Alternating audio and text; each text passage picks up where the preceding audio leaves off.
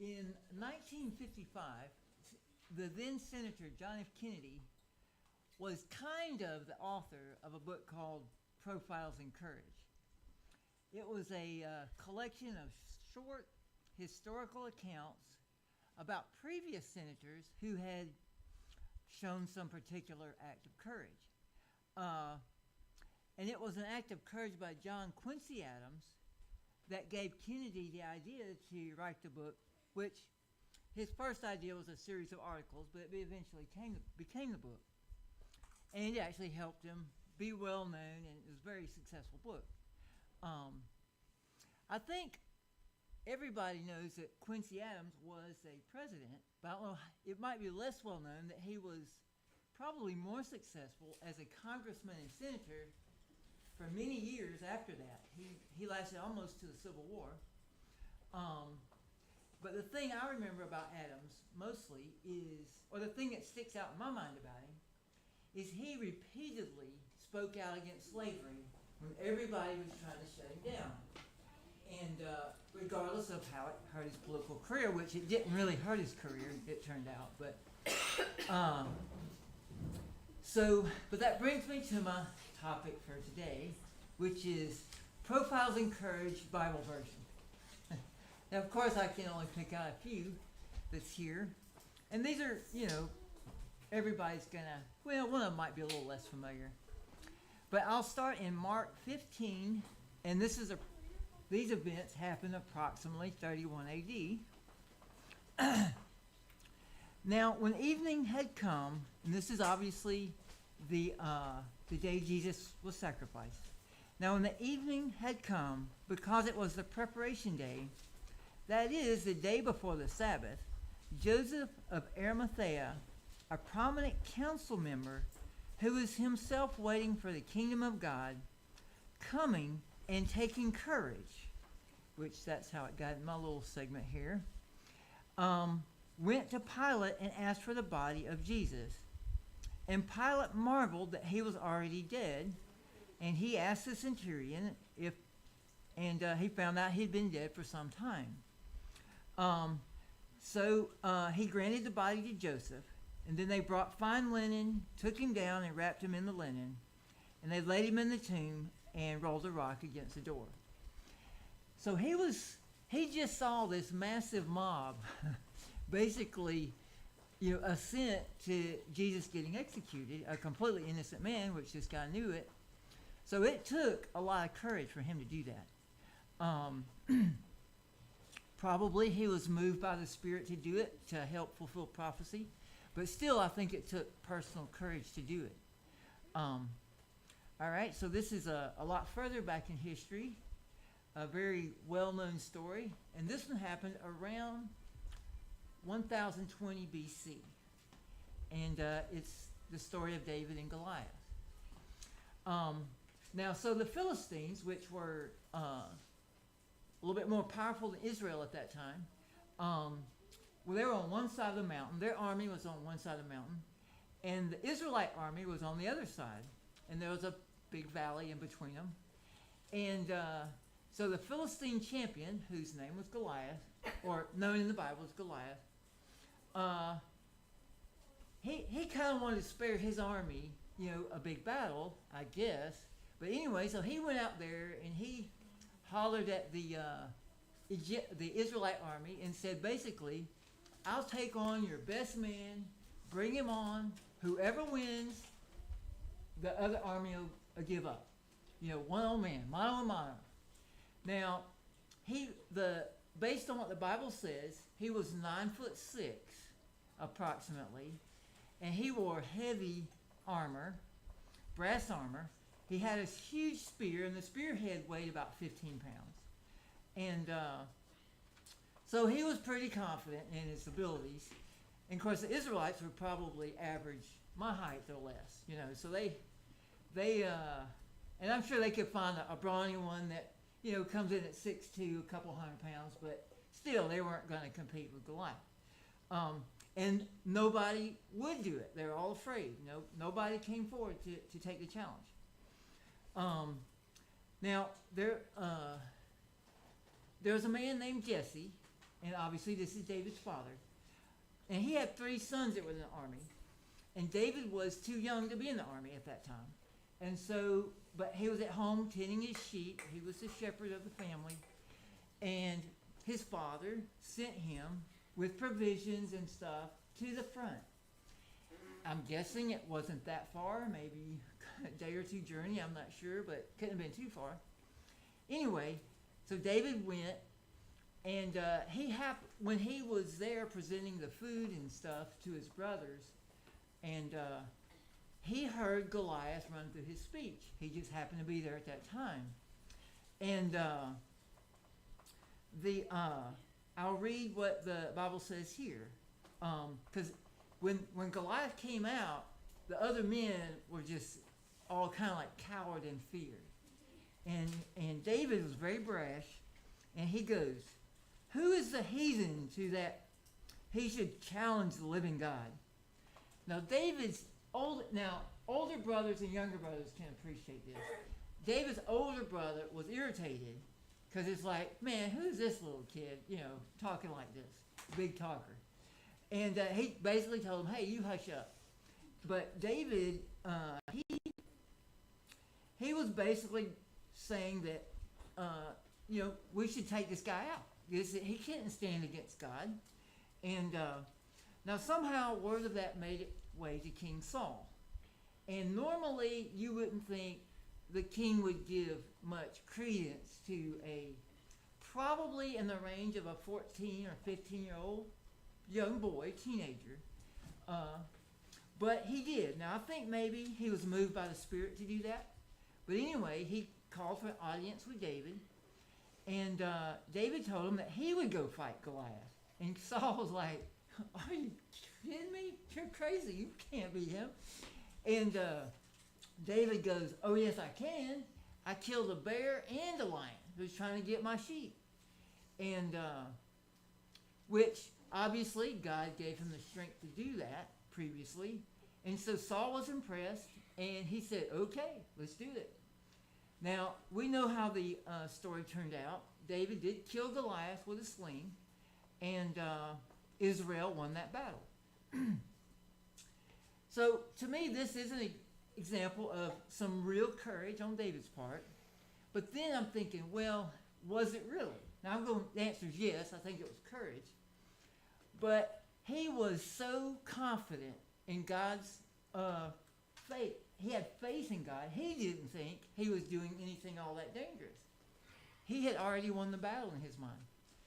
So, that one there, might not even be an example of courage, but that's one of the stories I got.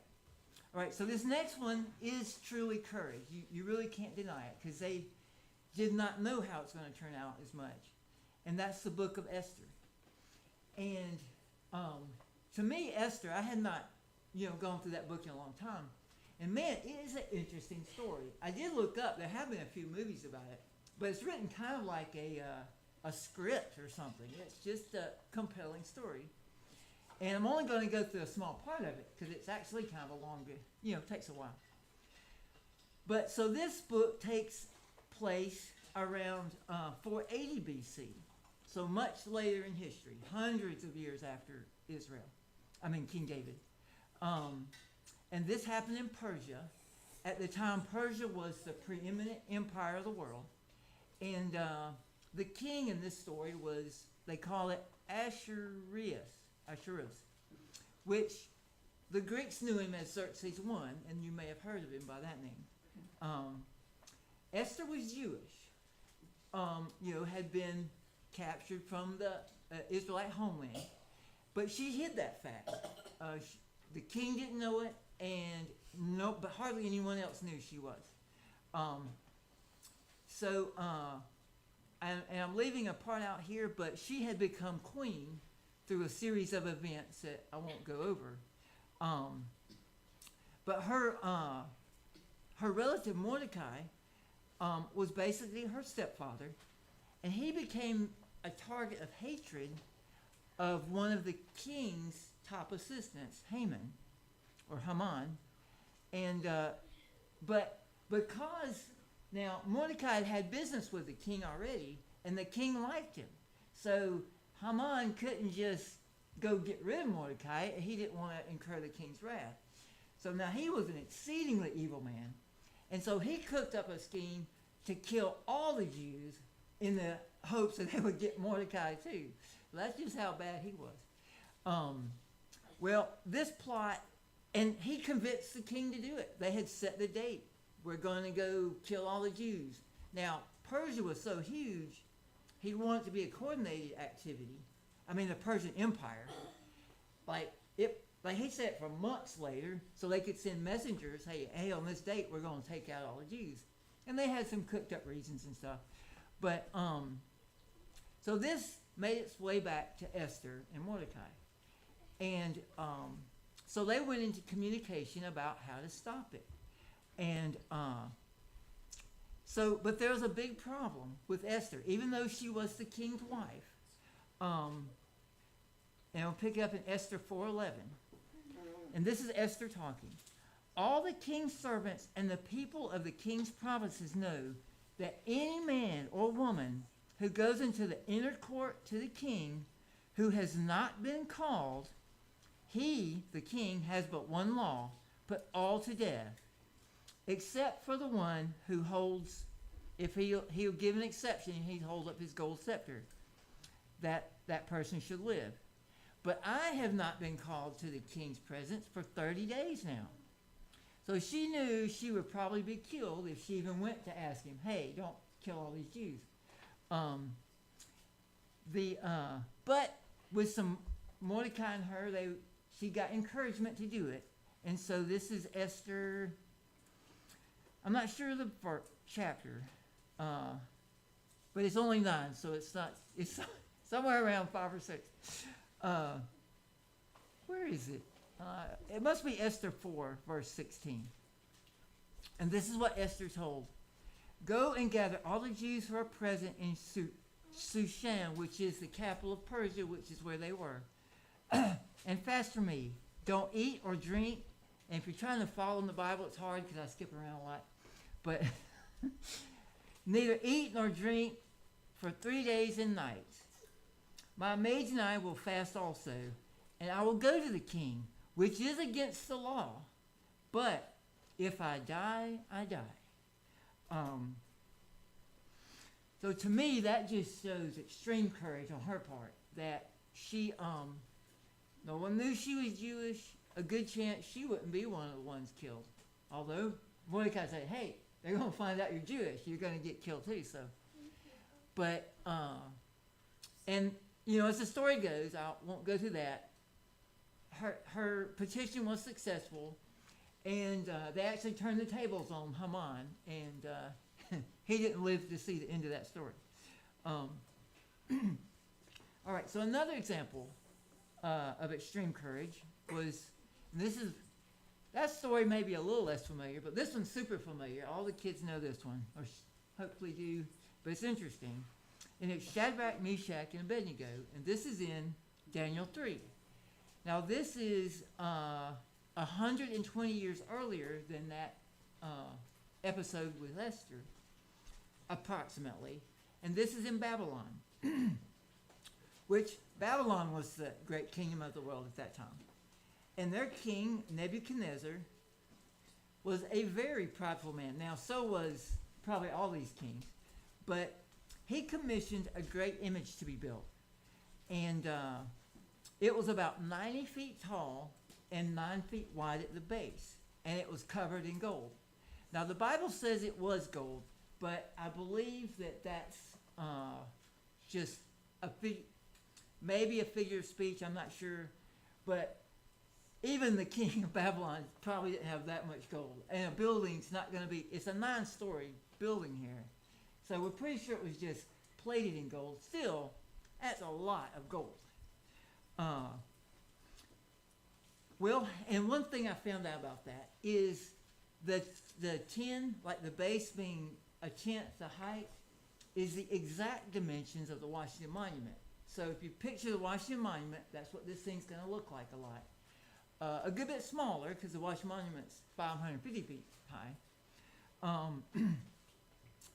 But and it's no coincidence, I don't think. I read a quote that said, "Ancient obelisk design is that the dimensions of the Washington Monument. They did that on purpose to copy what they would have done in Babylon." So, now, even though it was a lot smaller than Washington Monument, it still is an impressive building. It's about 9 stories tall, and it shone like brilliant when the sun would come off of it because it had, I'm sure, polished gold all over it.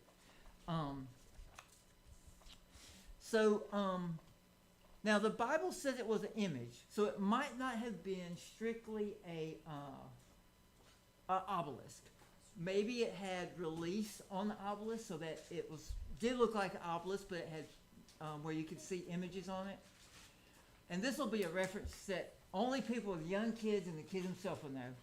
If it had like a round thing at the top, it would look like a really tall sprunky. So I don't know. Oh, I didn't hear. Anyway, but it was very elaborate. Now the king decreed that when they struck up the band, that everybody who could hear that had to bow and worship the obelisk. And we're talking about a massive orchestra here. It lists 4 different types of instruments, and there were a choir apparently that went along with it. I mean, this was no guy with a bugle signaling you're supposed to lay down. It is a full blast of music here. Now the penalty for ignoring the request to bow to the idol was death by the to be cast alive into the furnace.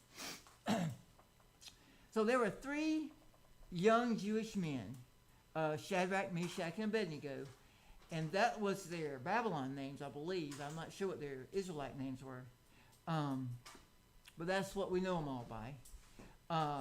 They had been put in positions in the government, so they were government functionarios, or how do you say that? It literally says, over the affairs of the province of Babylon.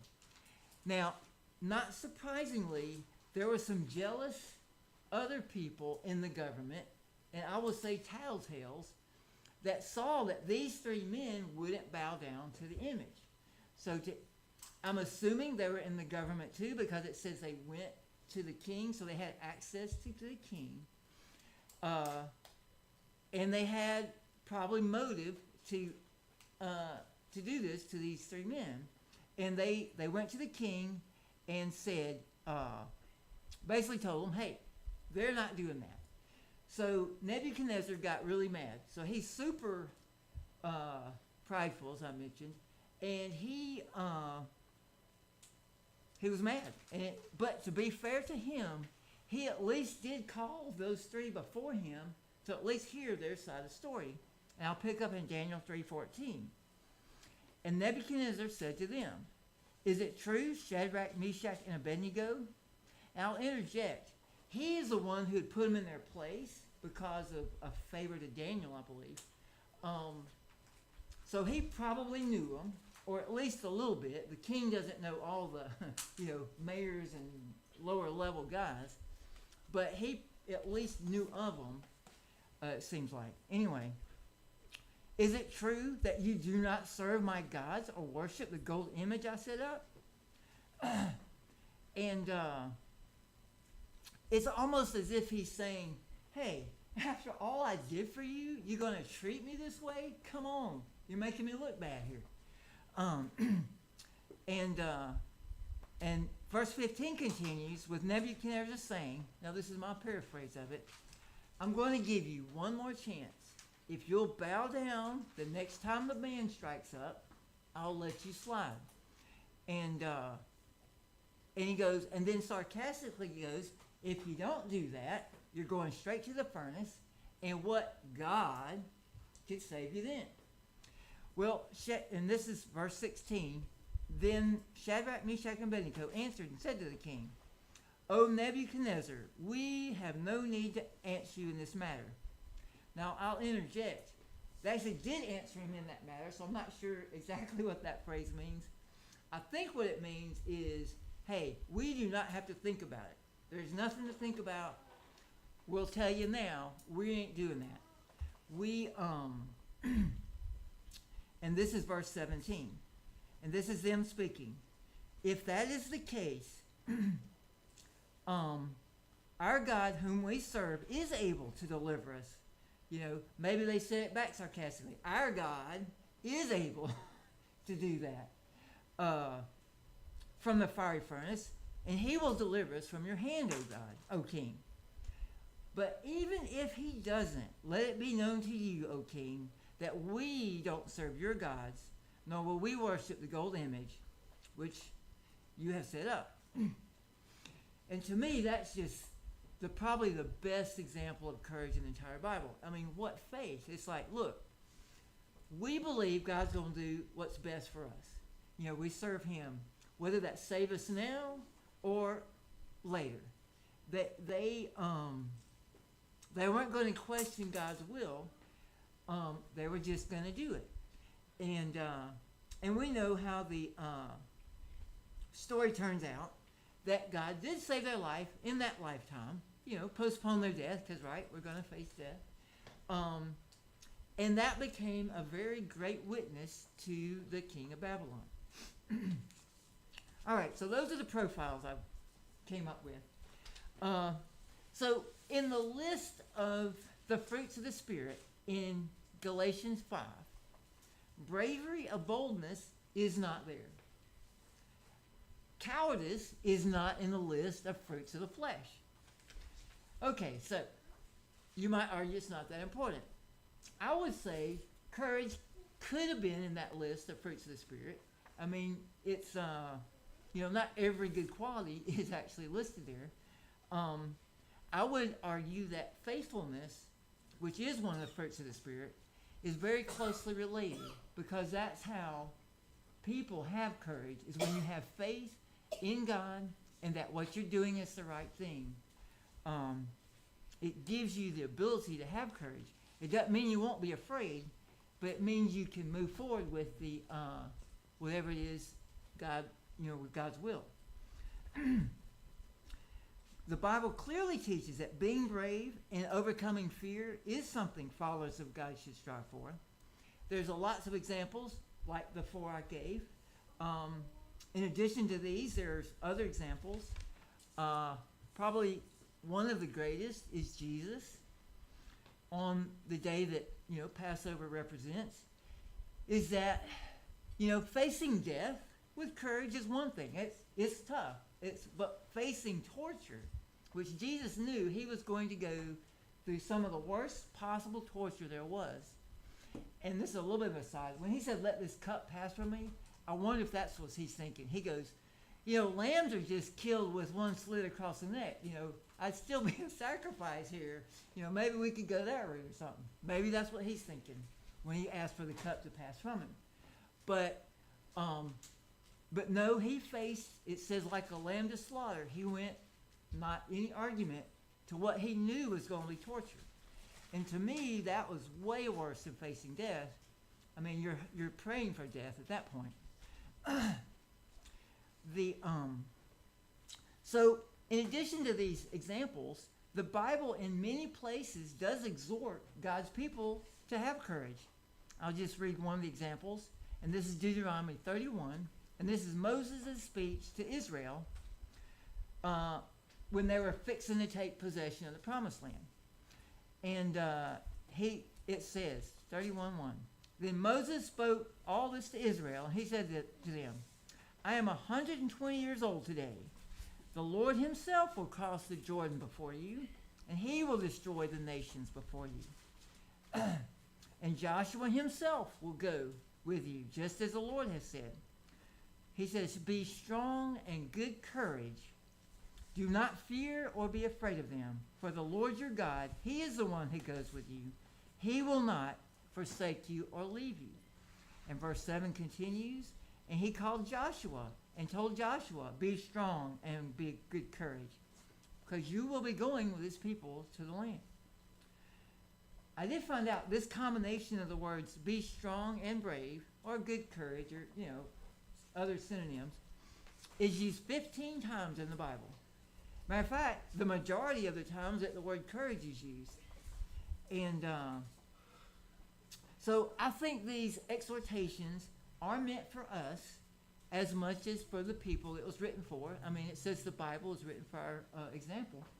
So I'll end with just one last quote, and this one's from the New Testament, and it's Paul, and he was signing off his letter of 1 Corinthians in verse 16, chapter 16, verse 13.